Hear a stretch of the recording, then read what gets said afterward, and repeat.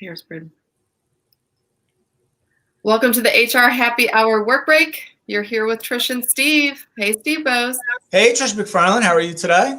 I am fantastic. How are you? I'm great. I figured on these I'm going to stop saying Happy Tuesday or whatever day it is because I generally don't know what day it is, or it takes me a second to figure it out. So yeah. I don't care what day it is. Doesn't matter. It does. It really doesn't matter. So yeah. So how's your day been?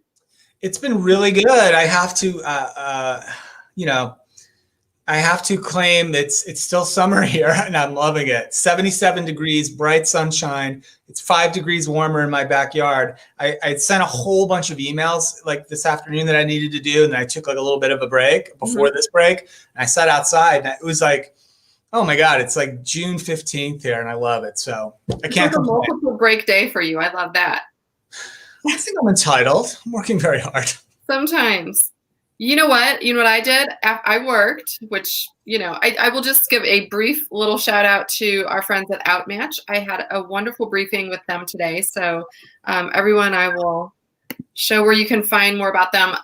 They are doing a lot of stuff, but what's interesting about them is their candidate-driven talent selection, which is a little different angle. So everything from assessments to video interviewing to one of my favorite things actually as a practitioner, which was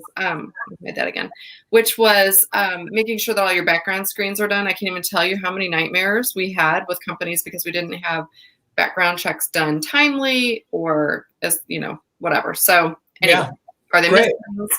So anyway, I like how you've embraced the banner here on the work break, Trish. I had to work on you for a little while to adopt the banner as part of your workout.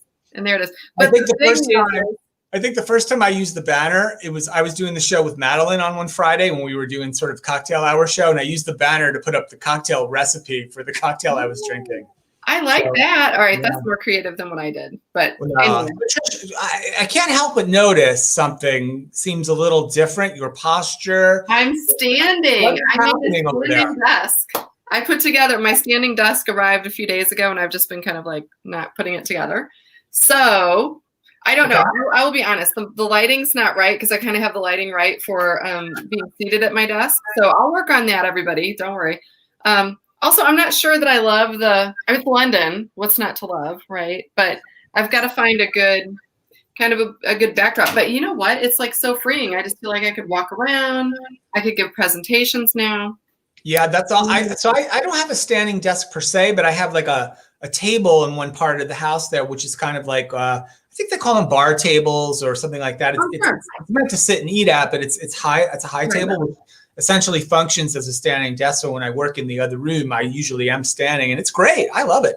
I probably wouldn't stand and work all day long, but it's good for maybe half the day or parts of the day, or mix it up a little bit. It's great. Yeah, I think so too. I think also the fact that I had to sort of resolve that this is going to be our future for a while, right? And I will tell you, I've recorded a lot of different sessions for a lot of different events over these last 6 or 7 months, and it's really hard for me to do it seated. I just don't feel as into it, and so I don't want to walk back and forth or anything crazy, but just the ability to move a little bit and not feel restricted to a seat, because when we do present, we're normally standing.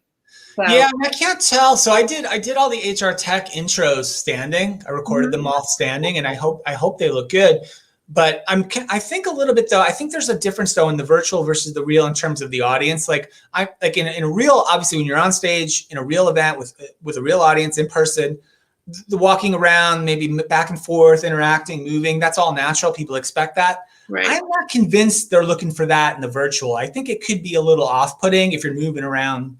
Oh, I agree. And people weigh in. I mean, I agree with you. Not that I plan on, like I said, I don't plan on walking around, but it's just the idea that I'm standing, and that's a more normal posture for when I am speaking with groups. So for me, it feels a little more comfortable, but we'll see. I'll have to try it and see how I like it. Yeah. It's a huge investment. I didn't go crazy with it, but it is. So Trish, if we're done with the standing desk talk, which I'll happy to go on with that for a while, but if we want to move on, something that was alerted to me today, just a little bit ago. Okay. There's like every single day of the calendar year, it's something day, like hot dog day, frisbee day, something day. Today is National I Love Lucy Day, right? And really? Which I didn't, okay, great. I Love Lucy, everybody knows that. But it made me think of like, I know I do the question of the day on the podcast, but I'm going to do the question of the day here on the work break for you. Trish, what's the old TV show you like loved and will watch, whether it's a comedy or an old drama? Is there some old show when it comes on, you say, oh, I'm going to watch that again? Do you have one of those? I've got a couple, but the first one that popped to my mind is St. Elsewhere. Oh, okay. I am such a sucker for St. Elsewhere, and it's hard to find, but once in a while you'll see it. And yeah, I love St. Elsewhere. What about you? Man, that's a good one. I mean, if you go way back in the day, I used to watch a lot of the old Honeymooners, right? That's the same era, right? With Jackie Gleason, and, he was pretty funny. Three's Company was a good one, right? I'd probably watch that again. All right, I'll give you a tip on Three's Company. So, and really for anyone out there, Pluto TV. So whether you're on your laptop or it's an app, it's free streaming TV through Wi-Fi, Pluto TV. And they have channels, a whole channel of Three's Company. All right, so I do have the Pluto TV. 24/7. They just added a bunch, and it's funny. Check that out. Yeah. If people haven't checked it out, I mean, if you can envision like a cable guide on your normal TV. Yeah, they were always putting one over on Mr. Furley. It's great stuff. I remember too, like you thinking back to the day, right? I remember whatever age I would have been, 10, 12, something like that. Like the big Saturday night. I'm pretty sure it was Saturday night. It was back to back. Love Boat, followed by Fantasy Island. Fantasy Island. Oh, Cena. Huge. All right, Pluto TV, if you're listening, I want a whole Love Boat channel and I want a whole Fantasy Island channel. Yeah. That's my wish list. Fantasy Island was a solid show. No, they've remade just about everything. I wonder if Fantasy Island's ever been remade as a TV show. I don't know. You could. That'd be great. Now that we have better storytelling, better effects, better budgets, probably like on Netflix or something like that. I like the old. I'm nostalgic. I like the old stuff though. Oh, you want if they remake it, would they roll those guys out in the white suits just like they used to? No, I don't. The old shows. I just want the actual episodes. No, but listen, I mean, I don't know if you're like an Amazing Race guy. I'm not big into that. I'm big into Survivor. So I've been watching like 24/7 Survivor old episodes. They have Amazing Race as a whole channel.